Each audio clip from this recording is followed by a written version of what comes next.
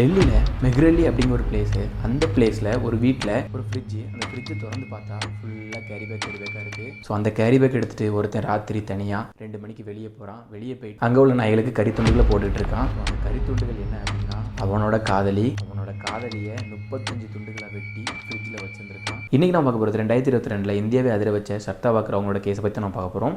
இப்போ தான் நீங்கள் நம்ம சேனலுக்கு ஃபஸ்ட் டைம் வரீங்க அப்படின்னா மறக்காம சேனலை சப்ஸ்கிரைப் பண்ணி பெல் ஐக்கானை கிளிக் பண்ணி வச்சுருங்க. இப்போ தான் நான் போடக்கூடிய எல்லா வீடியோ உங்களுக்கு வந்து சேரும். சர்தா வாக்கருங்கிற பொண்ணு மகாராஷ்டிராவில் வசாயங்கிற பகுதியில் பிறக்கிறாங்க. ஸோ பிறந்துட்டு இவங்க குடும்பம் வந்து ரொம்ப ஒரு சந்தோஷமான குடும்பம். அப்பா வந்து ஒரு எலக்ட்ரிக்கல் ஷாப், அம்மா அவங்க அண்ணன் எல்லாமே ஒரு சந்தோஷமான லைஃப் போயிட்டுருக்கு. அப்போ தான் அவங்க படிப்பு முடிக்கிறாங்க. படிப்பு முடிச்சுட்டு மும்பையில் ஒரு கால் சென்டரில் போய் ஒர்க் பண்ணுறாங்க. கால் சென்டரில் ஒர்க் பண்ணிட்டு இருக்கும் போது தான் பம்பல்ங்க டேட்டிங் ஆப்பில் ஒரு பையன் வந்து பழக்கமாக வரான். தப்புங்க மீட் பண்ணுறாங்க. இவர் வந்து ஆரம்ப காலத்தில் செஃப்பாக இருந்தவர். இவர் ஒரு விளாகர். ஸோ இவங்க 2 பேருமே கொஞ்ச நாள் ஃப்ரெண்ட்ஸாக பேசியிருக்காங்க. ஃப்ரெண்ட்ஸாக பேசினதுக்கப்புறம் கொஞ்ச நாள் கழிச்சு காதலாக மாறி இருக்கு. இந்த ஒரு காதல் தான் அவங்களோட உயிரை எடுக்க போகுது அப்படிங்கிறது அன்னைக்கு அவங்களுக்கு தெரியல. இவங்க 2 பேருமே காதலிக்க ஆரம்பிச்ச கொஞ்ச காலத்தில் சர்தா வீட்டுக்கு தெரிய வருது. தெரிய வந்தோடனே அவங்களோட பேரண்ட்ஸ் வந்து வேண்டாம் அப்படிங்கிற மாதிரி தான் சொல்கிறாங்க. சர்தாவோட பேரண்ட்ஸ் வந்து சொல்கிறாங்க இல்லை அந்த பையன் சரி கிடையாது, வேண்டாம் அப்படிங்கிற மாதிரி வந்து சொல்கிறாங்க. ஆனால் வந்து சர்தா வந்து கேட்குற மாதிரி இல்லை. எனக்கு காதல் வந்து அவங்க கண்ணை மறைச்சிருச்சு. ஸோ அப்போ தான் அஃப்தாப்ட்ட சொல்லும்போது அஃப்தாப் என்ன சொல்கிறார் அப்படின்னா நம்ம வந்து தனியாக போயிடலாம், லிவிங் டுகெதரில் இருக்கிறான், நான் வந்து ஒன்று மேரேஜ் பண்ணிக்கிறேன் அப்படிங்கிற மாதிரி அவர் சொல்லி ஸோ 2 பேருமே என்ன பண்ணுறாங்கன்னா வீட்டை விட்டு வெளியே போய் மும்பையில் ஒரு அப்பார்ட்மெண்ட்டில் ஸ்டே பண்ணுறாங்க. ஸோ அங்கே வந்து தங்கியிருக்கிறாங்க. அப்போ தான் 2 பேருக்குமே வந்து அதிகமாக சண்டை வர ஆரம்பிச்சிருக்கு. ஆரம்பத்தில் ஒரு சின்ன சின்ன சண்டை இருந்தது, ரொம்ப நாள் பெரிய சண்டை ஆகிருச்சு. ஸோ அவங்க அம்மா வந்து சர்தாட்ட வந்து நல்லா பேசிக்கிட்டு இருப்பாங்க. ஸோ அவங்க அம்மாட்டையும் இதை வந்து இந்த ஒரு விஷயத்தை வந்து சொல்லியிருக்காங்க. கொஞ்ச நாள் கழிச்சு 2020 அவங்க அம்மா வந்து இறந்து போயிடுறாங்க. ஸோ இறந்து போனதுக்கு அன்றைக்கி ஒரு நாள் மட்டும்தான் வந்துட்டு போயிருக்காங்க. அன்னைக்கு தான் சர்தாவை கடைசியாக பார்த்தது அவங்க அப்பா. ஸோ அதுக்கப்புறம் அம்மா கிட்ட பேசிகிட்டு இருந்ததுக்கப்புறம் அம்மாவும் இறந்து போயிட்டாங்க. ஸோ இனிமேல் அப்பாட்ட பேசலாம்னு சொல்லிட்டு அப்பாட்ட பேசுகிறாங்க. பேசிக்கிட்டு இருந்த அப்பா கிட்டையும் இவன் வந்து அடித்து கொடுமைப்படுத்துறான் அப்படின்னு சொன்ன உடனே அப்பா வந்து இல்லைம்மா நம்ம வீட்டுக்கு வந்துடு அப்படிங்கும் போது அவரோட பேச்சையும் கேட்கல, அங்கேயே வந்து ஸ்டே பண்ணியிருக்காங்க. ஸோ இப்படி வந்து பிரச்சனை போயிட்டு இருக்கும்போது அவங்க அப்பா வந்து பேசுறதே விட்டுட்டாங்க. நம்ம சொல்கிறது நம்ம பொண்ணு கேட்கல அப்படின்னு உடனே அவங்க பேசுறதே விட்டுட்டாங்க. சர்தா வந்து அவங்களோட ஃப்ரெண்ட்ஸுக்கு வந்து ஒரு ஃபோட்டோ அனுப்புறாங்க. அந்த ஃபோட்டோவில் பார்த்தீங்கன்னா அவங்களுக்கு ஃபுல்லாக உடம்பெல்லாம் காயமாக இருக்குது, அவங்களோட ஃபேஸ் ஃபுல்லாக காயமாக இருக்குது. ஸோ இந்த மாதிரி ஒரு ஃபோட்டோ அவங்க ஃப்ரெண்ட்ஸ்க்கு அனுப்புறாங்க. அப்போ தான் அவங்க ஃப்ரெண்ட்ஸ் வந்து வீட்டுக்கு வராங்க. வீட்டுக்கு வரும்போது பயங்கர பிரச்சனை நடந்துட்டு இருக்கு. அப்போ தான் அவங்க ஃப்ரெண்ட்ஸ் வந்து வார்னிங் பண்ணி சர்தாவை வந்து அவங்களோட ஃப்ரெண்ட்ஸ் வந்து வீட்டுக்கு கூட்டு போயிருக்காங்க. கூட்டு போகும்போது தான் அப்போ சர்தா வந்து ஒரு கேஸ் கொடுத்துருக்காங்க. இவன் என்ன வந்து ரொம்பவே டார்ச்சர் பண்ணுறான் அப்படிங்கிற மாதிரி கேஸ் கொடுத்துருக்காங்க. கேஸ் கொடுத்த உடனே போலீஸ் வந்து ஆக்ஷன் எடுக்கிறதுக்குள்ளே அஃப்தாப் வந்து இந்த கேஸை வந்து அழுது நாடகமாடி வாபஸ் அங்கே வச்சிருக்காரு. ஸோ அதுக்கப்புறம் தான் அஃப்தாப் ஒரு பிளான் பண்ணுறாரு. இனிமேல் நம்ம வந்து இங்கே இருந்தால் சரி வராது. சர்தாட்ட வந்து பேசி ஸோ டெல்லிக்கு போயிருக்காங்க. டெல்லிக்கு போய் மெஹ்ரலிங்க பிளேஸில் வந்து வீடு வாடகைக்கு எடுத்திருக்காங்க. ஸோ அங்கே போய் அந்த பிரச்சனை வந்து ஆரம்பிச்சு தான் இருக்குது. ஏன்னா முடிவுக்கு வரல இந்த பிரச்சனை. ஸோ அங்கே போய் வீட்டுக்கு காசு கொடுக்கல அப்படிங்கிற மாதிரி வந்து பிரச்சனை வருது. ஸோ இப்படி சின்ன சின்ன பிரச்சனைகள் ஆரம்பிக்கிறது. இவங்க 2 பேரும் கத்தி சண்டை போடுறது பக்கத்தில் கேட்டுரும் அப்படின்ட்டு அஃப்தாப் என்ன பண்ணுறாரு அப்படின்னா மேலே உட்காந்து அவங்களோட கழுத்து நெரிச்சு கொலை பண்ணுறாரு. கொலை பண்ணிட்டு ரொம்பவே கேஷுவலாக உட்காந்துருக்காரு. ஆக்சுவலி யாராவது புதுசாக கொலை பண்ணால் பதட்டப்படுவாங்க. ஆனால் இவர் எந்த ஒரு பதட்டமும் படல.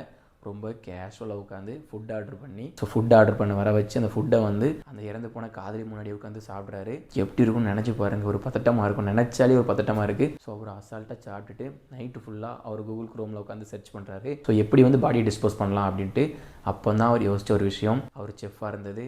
அவருக்கு வந்து ரொம்பவே ஈஸியாக போச்சு அந்த பாடியை வந்து டிஸ்போஸ் பண்ணுறதுக்கு.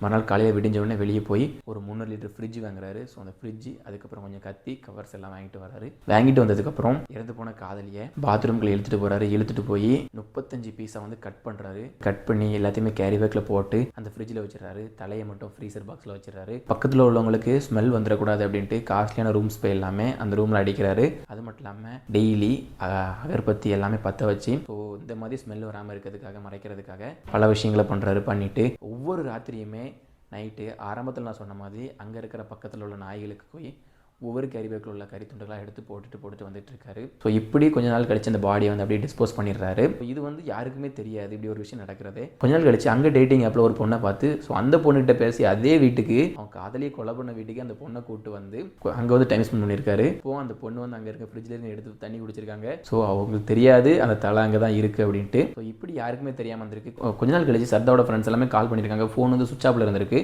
ஸோ அப்போ தான் சர்தாவோட அப்பாவுக்கு வந்து அவங்களோட ஃப்ரெண்ட்ஸ் வந்து தகவல் கொடுக்குறாங்க. இப்படி வந்து ஃபோன் அடித்தா எடுக்கவே மாட்டேக்கா அப்படிங்கிற மாதிரி வந்து சொல்கிறாங்க. ஸோ சொன்ன உடனே அவங்க அப்பா வந்து என்ன பண்ணுறாங்க அப்படின்னா அவன் பொண்ணோட சோஷியல் மீடியா அக்கௌண்ட்லாம் செக் பண்ணுறாங்க. செக் பண்ணும்போது எதுவுமே ஆக்டிவாக இல்லை. ஆனால் ஒரே ஒரு விஷயம் என்ன அப்படின்னா எந்த ஒரு கில்லரும் ஏதாவது ஒரு சின்ன வயசில் மாட்டிக்கும் அப்படிங்கிற மாதிரி அவன் வந்து என்ன பண்ணியிருக்கான் அப்படின்னா சர்தாவோட அக்கௌண்ட்லேருந்து அவனோட அக்கௌண்ட்டுக்கு மணி ட்ரான்ஸ்ஃபர் பண்ணியிருக்கான். ஸோ இதை வந்து அவங்க அப்பா பார்க்குறாரு. ஸோ பார்த்ததுக்கப்புறம் இதை மும்பையில் போய் ஃபஸ்ட்டு அங்கே இருக்க அந்த ஃப்ளாட்டில் வந்து செக் பண்ணுறாரு. அங்கே வந்து அந்த பொண்ணு இல்லை, எல்லாருமே கால் பண்ணி போய் ரொம்ப நாளாக சொல்கிறாங்க. அப்போ தான் அவர் மும்பை போலீஸ் ஸ்டேஷனில் போய் கம்ப்ளைண்ட் கொடுக்குறாரு, என் பொண்ணை வந்து காணையில் அப்படின்னு சொல்லிட்டு. சொல்லிட்டு ஸோ எனக்கு இவன் மேலே தான் சந்தேகமாக இருக்குது அப்படின்னு சொல்லிட்டு அல்தாஃப் மேலே வந்து புகார் கொடுக்குறாரு. ஸோ இதை வந்து கேஸை எடுத்துக்கிட்ட போலீஸ் வந்து ஃபர்ஸ்ட் வந்து விசாரிக்கும் போது அவங்களுக்கு எந்த ஒரு தகவலும் கிடைக்கல. ஆனால் அந்த பொண்ணோட சிக்னல் மட்டும் அந்த பொண்ணோட மொபைல் நெட்வொர்க் மட்டும் டெல்லி தான் காட்டுது. ஸோ டெல்லிக்கு போகிறாங்க போலீஸ். ஸோ டெல்லிக்கு போய் விசாரிக்கும் போது அவன் வீடு வந்து ரொம்பவே க்ளீனாக எம்டியாக இருந்திருக்கு. ஸோ எந்த ஒரு தடையும் கிடைக்கல. ஆனால் அவன் என்ன சொல்கிறான் அப்படின்னா, சர்தா வந்து ரொம்ப நாள் ஆயிடுச்சு இந்த வீட்டை விட்டு வெளியே போய், எங்கள் 2 பேருக்குமே சண்டை அடிக்கடி வரும், அது எல்லாருக்குமே தெரியும், ஆனால் அவங்க வீட்டை விட்டு வெளியே போயிட்டாங்க அப்படிங்கிற மாதிரி போலீஸ் வந்து அவன் சொல்கிறான். சொன்ன உடனே போலீஸ் வந்து சரி அதெல்லாம் ஓகே, ஆனால் அவங்களோட லொக்கேஷன் மட்டும் இங்கேயே காட்டுதே ஏன் அப்படின்னு வந்து கேட்குறாங்க போலீஸ். அதுதான் போலீஸுக்கு இன்னுமே சந்தேகம் வர ஆரம்பிச்சது. அதுக்கப்புறம் ஃபாரன்சிக் டீமை கூப்பிட்றாங்க. ஃபாரன்சிக் டீம் வந்து தரவாக செக் பண்ணுறாங்க. செக் பண்ணும்போது பாத்ரூமில் அவர் பாடி எல்லாமே டிஸ்போஸ் பண்ணதுக்காக வெட்டினார்ல, ஸோ வெட்டின ரத்தம் அங்கே உறைஞ்சி ஒரு சின்ன அந்த இடுக்கில் இருந்திருக்கு. ஸோ அது வந்து அவர் சரியாக கவனிக்கலை, அது வந்து உறைஞ்ச நிலையில் அப்படி இருந்திருக்கு. அதை வந்து எடுத்து செக் பண்ணும்போது அது சர்தாவோட பிளட் தான் அப்படின்னு தெரிய வந்துருச்சு.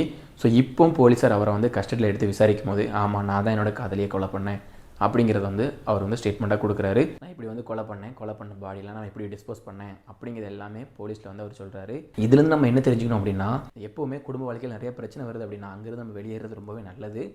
ஸோ அதுவும் ஃப்ரெண்ட்ஸு ஃபேமிலி கூட கான்டாக்டில் இருக்கிறது ரொம்பவே நல்லது அப்படிங்கிறது இந்த ஒரு சம்பவம் எல்லாருக்கும் நினைவுட்டு நினைக்கிறேன். இந்த சம்பவத்தை பற்றி நீங்கள் நினைக்கிறீங்க அப்படிங்கிறத மறக்காம கமெண்ட் பாக்ஸில் போட்டுருங்க. மீண்டும் அடுத்த சந்திக்கிறேன். பாய்.